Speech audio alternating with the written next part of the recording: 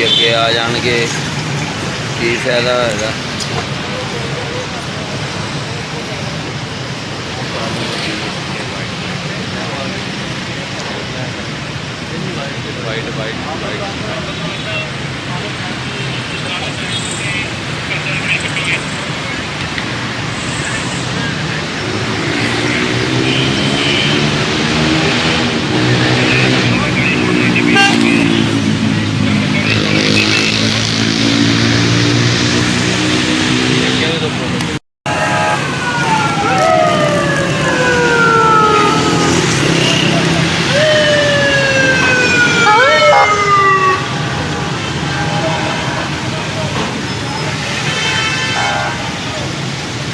ਇਹ ਕੀ ਅੱਗੇ ਆ ਜਾਣਗੇ, ਕੀ ਫਾਇਦਾ ਹੋਏਗਾ।